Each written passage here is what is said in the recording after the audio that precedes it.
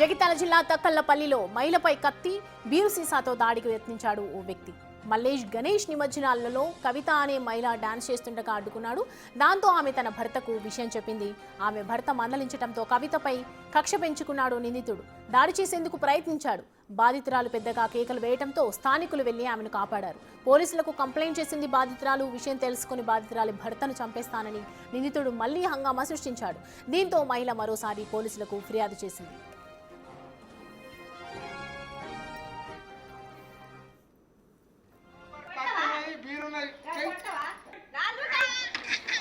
ముట్టకని చెప్పినప్పుడు ముట్టదు అంతే.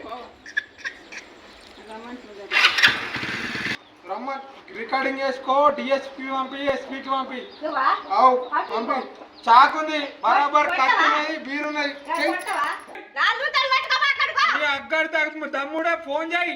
నన్ను అడుగున్నారా రారా చూసుకుందామని, నన్ను అడుగులో చూసుకున్నారా సారు మీ దండం పెడతా, మీ కాలు మొక్తా అనే భయపడే.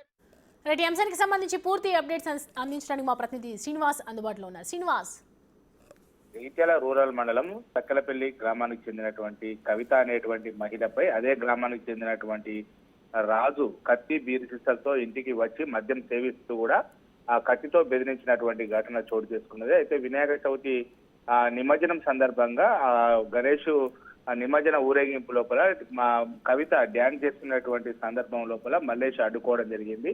ఈ విషయం తెలుసుకున్నటువంటి కవిత భర్త మల్లేష్ ను అక్కడికి వచ్చి మందలించడం కూడా జరిగింది. అయితే ఈ క్రమంలో కవితపై కక్ష పెంచుకున్నటువంటి మల్లేష్ కత్తితో దాడికి యత్నించగా ఆమె కేకలు కూడా వేయడం కూడా జరిగింది. ఈ విషయంపై పోలీస్ స్టేషన్ లోపల ఇదివరకే ఫిర్యాదు కూడా చేయడం జరిగింది. అయితే పోలీస్ స్టేషన్ లోపల ఫిర్యాదు చేసిన తర్వాత మళ్ళీ తిరిగి నిన్న ఆ బండి పైన వచ్చి కత్తి తర్వాత బీరు సీసాతో వచ్చి వాళ్ళ ఇంటి ఎదురుగా ఉన్నటువంటి రోడ్డుపై నిల్చొని మద్యం తాగుతూ ఉంటూ కూడా కవితను కత్తితో సూచిస్తూ కూడా సిఐకి చెప్పుకోరి, ఎస్పీకి చెప్పుకోరి, డిఎస్పీకి చెప్పుకోరి, ఎవరికైనా చెప్పుకొని నాకే భయము అన్నట్టు మొత్తం కూడా కవితను బెదిరిస్తున్నటువంటి పరిస్థితి కనబడుతుంది. నువ్వు పోలీసులకు చెప్పుకున్నా, ఫిర్యాదు చేసినా చంపేస్తాను అని చెప్పి బెదిరిస్తూ దీంతో బాధిత మహిళ మరొకసారి కూడా పోలీసులను ఆశ్రయించడం జరిగింది.